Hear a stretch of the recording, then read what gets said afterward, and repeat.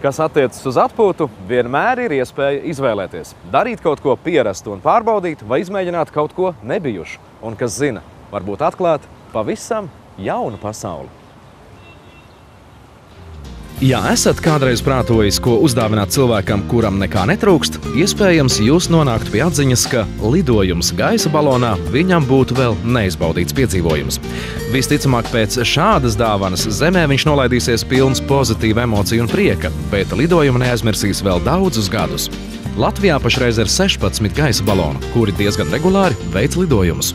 Pašmāju biedrība Gaisa baloni, kas ir čehu gaisa balonu ražotāja Kubicek dīleris Latvijā, piedāvā neaizmirstams lidojumus. Šeit īpašas formas balonus var pasūtīt tie uzņēmumi, kas savu atpazīstamību vēlas veicināt ne tik ierastā un tradicionālā veidā. Viena balona cena gan ir aptuveni 30 000 eiro, kas sākotnēji var šķist milzīga summa. Taču, ja to sadala uz 10 gadiem, kas ir vidējais balona mūža ilgums, izmaksas vairs nebūtu nešķiet tik lielas. Ieguvums no šādiem īpaši izgatavotiem baloniem noteikti ir vērā ņemams. Cilvēkiem patīk tos fotografēt. Arī mēdīji labprāt atspoguļo neparastas formas balonu lidojumus. Tādējādi gan baloni, gan uzņēmumi, kuriem tie pieder, iegūst labu atpazīstamību. Augstums, kādā balons lido, ir atkarīgs no laika apstākļiem. Pārsvarā tas nepārsniedz kilometru. Savukārt balona pārvietošanās ātrums ir atkarīgs no vēja, bet vidējais ir 20 km/h. Balonu modeļi mēdz būt ļoti dažādi. Pasaulē lielākajā balonā satilpst pat 40 cilvēku, savukārt Latvijā maksimums ir 9. Parasti gan balonā atrodas pilots un 3 komandas biedri. Principā ir 2 veidi gaisa baloni. Latvijā ir tikai siltā gaisa, karstā gaisa baloni. Savukārt ir vēl otra veida, kur tiek pildīta ar ūdeņradu vai hēliju. Tie ir tie, kas klasiskās filmās, kur tie smilšu maisiņi tiem ir. Šiem karstā gaisa baloniem nav to smilšu maisiņi. Kad viņiem vienkārši gaisa atdziest, tad viņš krīt uz leju, viņi pasilda, tad viņš ceļās augšā. Tā tipa balona apvalkos ir ūdeņrads pamatā tagad. Ir tā, lai paceltos, viņš jau nevar dabūt papildus ūdeņradu, viņš nomet svaru, un tad tie smari tās smilts. Tur gan netiek smilšu maisiņi, mēs tās smilts tiek birdināts, bet principā ir tā, kad viņiem grib nosēsties, viņi palaiž to gāzbišķiņu ārā, un tad atkal balons iet uz leju. Savukārt, lai nosēdinātu siltā gaisa balonu, tiek pavērts vaļā vārsts un izlaists ārā siltais gaiss.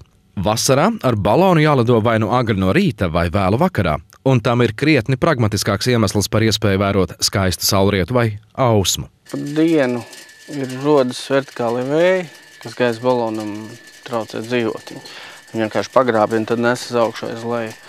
Un rītā un vakarā tie vēji nav. Un tad sanāk tā, ka tas lidojums ir drošāks. Dažādās vietās gaisa masas sasilst dažādi, un veidojās tā, ka teiksim, tās gaisa bedres saucamās. Pasažieris to izjūt tā, ka vienkārši lidojam un nokrītam zemē. Tā kā pa dienu lidot ir pat nevis nerekomendējās, bet pat nevar. Ziemā gan iespējams lidot teju visu dienu, jo nav tik stipru vēju. Principā lidojums sāks ar to, ka mēs ar zondu, kas tas mazais baloniņš nomēram vēja virzienu reālo, kāds ir, salīdzinām viņu ar prognozēm, vai viņš atbilst daudz maz prognozēm, vai kāds novirs vai kā. Tad plānojam lidojumu, cik ilgi gribam lidot, kur mēs ceļamies, kur mūsu vējš aizpildīs, kur mēs nosēdīsimies. Aizbraucam uz startvietu, un tad saliekam balonu. Tas nozīmē, ka tiek salikts balons un gross, pievienoti un pārbaudīti degļi un šļauka, kā arī pielikts apvalks, ko pirms lidojuma vēl pārbauda ar augsto gaisu. Sākot pildīt tajā silto gaisu, balons ceļas augšā. To pirms starta piesien pie kāda stabila punkta, piemēram, mājas vai koka, lai uznākot pēkšņai vēja brāzmai, tas neaizlidotu. Lidojam, kā es teicu, ar silto gaisu, un tas gaisa augšā dziest. Un tā, ka viņš sāk dziest, mēs lēnām ejam uz leju. Viņš regulāri jāsilda, lai mēs noturētu kaut kādu lidojumu līmeni. Tas ir tas, tā kā mašīnām būtu gāzes pedāls. Lai veiktu nosēšanos ar gaisa balonu, vispirms tiek izvēlēta piemērota vieta, un tad lēnām laists ārā siltais gaiss. Pasažieriem ir viegli jāiesēžas ceļos, lai negūtu traumas.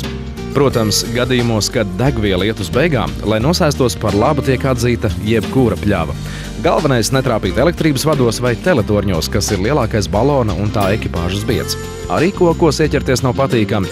Tiesa gadās, kad negaidītos viesus saimnieks savā pļavā sagaida pat ar suni un bisi. Tomēr lielākā daļa priecājas par neparastu apciemojumu un pat pacienā balona komandu ar kafiju. Kur Latvijā ir vispiemērotākās vietas, lai vizinātos gaisa balonā? Vispopulārākais un visforšākais ir Sigulda. Viņš ir gan no tehniskā viedokļa labi lidojams, gan arī tīri vizuāli skaista vieta. Par lidošanai nepiemērotāko reģionu varētu uzskatīt Zemgali, kur ir daudz elektrības vadu. Šobrīd Latvijā ir tikai 13 licencētu gaisa balonu pilotu. Mēnesī vidēji sanāk apmēram lidojumi. Vasarā vismaz kādi 10 vidēji. Rēķina katrā lidojumā vismaz kādi 4 cilvēki. 50 cilvēki mēnesī tiek izvizināti. Ziemā retāk lidoju, jo ļoti daudz domā, ka ziemā lidot nevar. Tās cenas vidēji ir sākot no 150 līdz 120 latiem. Apmēram ir vienam cilvēkam par stundas lidojumu. Kāda gadagājuma cilvēki pārsvarā lido ar gaisa baloniem? Sākot ar tādiem, kas knapi redz pāri groza malai, un beidzot ar tādiem, kuri jāieceļ iekšā. Paši vairs netiek. Kamēr turās, tikmēr jau var lidot. Kas mums bijis vecākais lidotājs? Nezinu, kaut kādi 70 gadi bijuši. Kolēģiem te ir bijis. Evalds Valters lidojis 100 gadu jubilejā, un kolēģim bija tāds, bet it kā mēs vecumu neprasam. Galvenais ir tā, lai nav sūdzības par veselību.